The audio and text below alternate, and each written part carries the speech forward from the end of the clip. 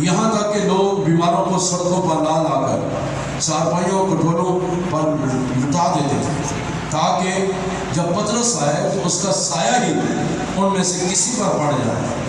اور یروشلم کی چاروں طرف کے شہروں سے بھی لوگ بیماروں اور ناپاک روحوں کے ستائبوں کو لا کر کثرت سے جمع ہوتے تھے اور وہ سب اچھے کر دیے جاتے تھے۔ ہاللیلویا! یہ یسوع کے ایمان کا نتیجہ ہے۔ وہ پطرس جس نے یسوع کا انکار کیا تھا، وہ پطرس جو کمزور پڑ گیا تھا، وہ پطرس جس نے انکار کر کے وہ پچھتایا ہے، لیکن جب یسوع مسیح جی اٹھے، یسوع مسیح نے پطرس سے کہا ہے کہ کیا تو مجھے پیار کرتا ہے؟ اس نے کہا ہے خداوند تو جانتا ہے میں تجھے پیار کرتا ہوں۔ اس نے کہا تو میرے بھیڑیں چرا۔ اس نے کہا ہے پطرس تو مجھے پیار کرتا ہے؟ اس نے کہا ہے خداوند تو مجھے جانتا ہے میں تجھے پیار کرتا ہوں۔ اس نے کہا تو میرے بھیڑیں چرا۔ اس نے پھر کہا کہ پطرس تو مجھے پیار کرتا ہے؟ اس نے کہا ہے خداوند تو جانتا ہے میں تجھے پیار کرتا ہوں۔ اس نے کہا میری بھیڑیں چرا۔ وہ بھیڑوں کو چرانے کے لیے، ان کو تعلیم دینے کے لیے نکلا ہے۔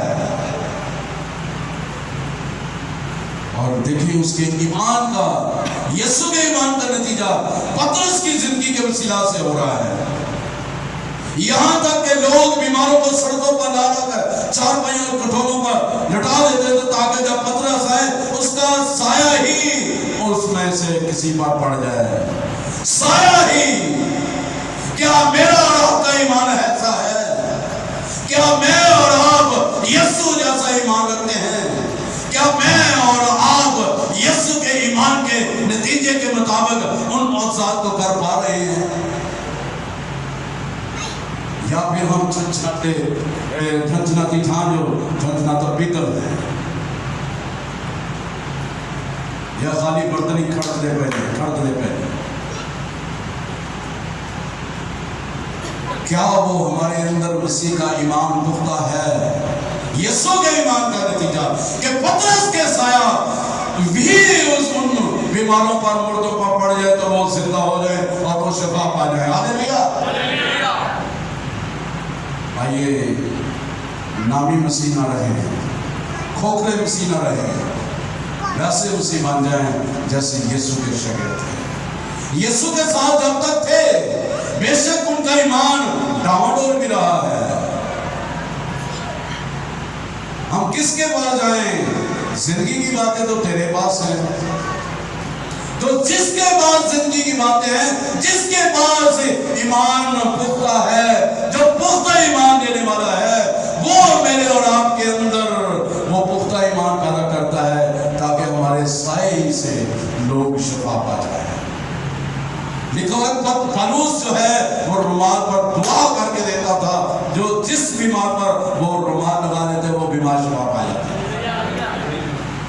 کیا وہ ایمان یسوع جیسا ایمان ہے؟ یہ مت سوچیں کہ میرے پاس ایک نعمت آ گئی ہے، معجزات کی نعمت آ گئی، ٹھیک ہے خدا کا وہ معجزات کرا گیا ہے، ٹھیک ہے خدا تعالیٰ کو شفایت کروا رہا ہے، ٹھیک ہے خدا تعالیٰ کو جو ہے وہ کلام سنوا رہا ہے، ٹھیک ہے تعالیٰ کو خدا شاید نجات لوگوں کو دے رہے ہیں، لیکن کی تعالیٰ اپنا اندر ٹھیک ہے؟ مسیح لوگ ادھر شفا پا جائیں گے، زندگی پا جائیں گے، انہوں نجات مل جائے گی، وہ ٹھیک ہو جائیں گے، تو کی تسی ٹھیک ہو گئی۔ میں شاید کسی خادم کے ساتھ رات کو بھی پہلے بھی ایک دو کسی سے بات کر رہا تھا، کلیسیا کے تعلق سے بات ہو رہی تھی، تو میں نے کہا کہ بہت سارے کلیسیوں میں بھی ایسا ہوتا ہے، بہت سارے خادم خاص طور پر ایسے ہیں وہ لوگوں کے لیے دعا کرتے رہتے ہیں، لیکن ان کے اپنے گھر میں دعا کی سخت ضرورت ہوتی ہے، لیکن وہ اپنے گھر پر توجہ نہیں، وہ دوسرے کے گھروں میں توجہ دیتے ہیں دعا کے، انہوں نے جتنے بلا لیا اتنے چلے گئے، جی سندھ بھی جانا پہ اتنے چلے جاتے ہیں، لیکن اپنے گھر پر پھر کیا ہوتا ہے اس کا نتیجہ؟ بچے بے آرامی کا شکار ہیں۔ بہت سارے ایسے خادم میں نے دیکھے ہیں جن کے بچے بہت کچھ کرتے رہے ہیں، ان کو شرمندگی کا سامنا کرنا پڑا ہے، تو اس سے پہلے کہ وہ شرمندگی کا سامنا کرنا اور کھانا پڑے، ہمیں اپنے گھر پر پہلے توجہ دینی چاہیے. یہ کہتے ہیں پہلے گھر کا اپنا صفایا کرنا چاہیے. اس لیے تو ایمان لا، تو اور تیرا گھرانہ، تو پہلے ایمان لا، تو ایمان میں مضبوط ہو، تو خدا میں مضبوط ہو. تیرے اندر سب سے پہلے ایمان کو توڑنا چاہیے. تیری بیوی کے اندر، تیرے شوہر کے اندر، تیرے بیٹے کے اندر، تیری بیٹی کے اندر، تیری بہو کے اندر، تیرے دماغ کے اندر، تیرے دوتوں کے اندر، تیرے پوتوں کے اندر، تیری زندگی کے اندر، تیرے بہن بھائیوں کے اندر، تیرے ماں باپ کے اندر وہ ایمان پختہ ہونا ضروری ہے. میرے سسٹر، اس کے سائے سے ہی لوگ شفا پا جاتے ہیں. آئیے ہم ایسے مثالی بن جائیں کہ مجھے ایک مقدس کی بات یاد آ رہی ہے. مقدس فرانسس آف اسیسی وہ کہتے ہیں، lord Jesus make me a channel of پیس. مجھے امن کا بانی بنا دے، مجھے امن کا چینل بنا دے، مجھے امن کا وسیلہ بنا دے. Make me a channel of peace. کیا میں اور آپ ایسے سوچتے ہیں؟ کیا میں اور آپ ایسا کرتے ہیں؟ آئیے غور کریں. یہ اس وقت ہوگا جب یسوع کے ایمان کا رزلٹ ہماری زندگی میں ہوگا، یسوع کا ایمان ہمارے اندر ہوگا، پھر کام ہوگا. وہ غیر ایماندار جو ہے نا، وہ بھی دعا کرے گا تو لوگ کہہ دے نا کہ یہ مسئلہ کر کے دے دو، جی تھی دعا کرو گے تو مسئلہ کر کے دو گے تو یہ پیجیے گا، مجھے پتا ہے کہ شفا ہو جائے. ایکچولی آپ کے دعا کرنے سے اس شخص کا ہے جس نے اس مان کے ساتھ آپ سے کہا ہے کہ جو تجھے دعا کرو گے تو سان پتہ ہے کہ ٹھیک ہو جائے گا. دوسری بات یہ بھی ہے، جو غیر ایماندار شخص ہے اگر وہ دعا کے ساتھ دعا کر کے وہ پانی دے رہا ہے، چاہے اس کا ہلکا سا ایمان ہے لیکن اس کے اندر ہے کہ میں یہ دعا کر کے دے دوں گا تو یہ پی لے گا، یہ پی لے گی تو یہ شفا پائے گا، تو شفا مل جاتی ہے. لیکن وہ شفا عارضی ہوگی کیونکہ یسوع اپنے نام کو لاج نہیں کرنے دے گا. اس لیے عارضی ہوگی کیونکہ اس میں یسوع کا ایمان موجود نہیں ہے. اس کے اندر وہ آپ نے یسوع کے آگے رکھا ہے. یسوع نے آپ کی دعا کو سنا ہے کیونکہ اس نے اپنا انکار نہیں کرنا. لیکن آپ کی زندگی میں وہ خرابی ہے جس کی وجہ سے وہ دوبارہ اسی حالت میں وہ شخص یا بندی یا بندہ یا آپ اسی حالت میں دوبارہ آ سکتے ہیں کیونکہ وہ خرابی ہے. اس خرابی کو نکلنے کی ضرورت ہے. اس لیے آج کیوں نہیں ہمارے سائیکل وسیلہ سے لوگ شفا پا رہے ہیں؟ آج کیوں نہیں لوگ ہمارے ساتھ رگڑ کھانے کے ہمارے کپڑوں کو چھوڑے دے شفا نہیں پا رہے؟ عیسیٰ کو دیکھ لیں، اس کی قبر میں مردہ کو رکھا گیا تو وہ مردہ جو وہ زندہ ہو گیا. تو آپ دیکھیں کہ وہ مردہ زندہ ہو گیا ہے تو انہوں نے زندگی روح اس کے حضوری میں گزرائی. تو آج میری اور آپ کی زندگی میں وہ روح وہ کام کیوں نہیں کر رہا ہے؟ میں اور آپ کیوں ترقی نہیں کر رہے ہیں؟ ہم کیوں منجمد ہیں؟ ہم کیوں ٹھہرے ہوئے ہیں؟ ہماری زندگی کیوں ٹھہرے ہوئی ہے؟ ہمارے سائوں سے کیوں نہیں لوگ شفا پا رہے ہیں؟ وجہ بےدگاری، ایمان کی کمی ہے اور خدا کے ساتھ رشتہ نہیں ہے. خدا کے ساتھ رشتہ داری نہیں ہم نے کی. ضرور ہم اپنی دعا میں کہتے ہیں خدا تو میرا پلوٹا بھائی ہے، میرا بڑا بڑا ہے، تو کہہ دیا کبھی بڑا بڑا کہتا ہے نا کر جی وہ کریا نہیں.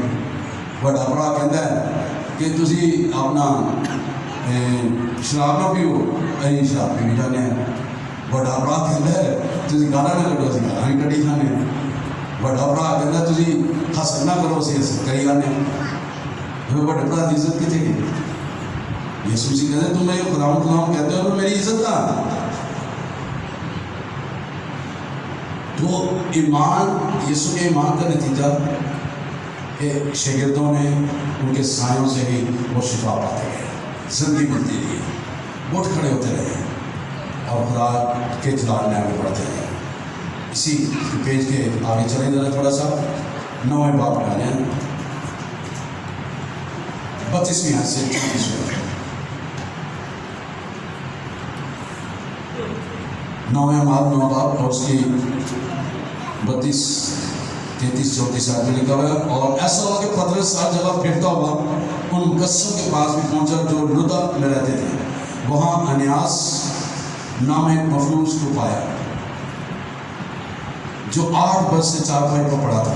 पतरस ने उससे कहा, है अनियास, यीशु मसीह तुझे शिफा देता है, उठ अपना हाथ उठ, आप अपना बिस्तर बिछा। वो फौरन उठ खड़ा हुआ। तब लुद्दा और शारून के सब रहने वाले उसे देखकर खुदा की तरफ रुजू लाए। अब यीशु के ईमान का नतीजा ये है कि पतरस लुद्दा में गया है। वहाँ अनियास नाम एक मफलूज शख्स है जो 8 वर्ष से चारपाई पर पड़ा हुआ है। पतरस से कहता है, अनियास, यीशु मसीह तुझे शिफा देता है। देखिए कितनी बड़ी बात है कि यीशु तुझे शिफा देता है। इन लफ्जों में कितनी कुदरत पाई जाती है। यीशु तुझे शिफा देता है। पतरस के मुंह से ये लफ्ज निकले हैं, यीशु तुझे शिफा देता है। अपना बिस्तर बिछा, उठ और जा।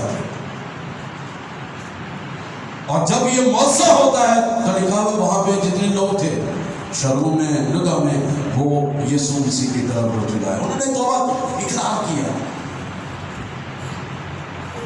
सो आइए मैं और आप यीशु जैसा ईमान रखें।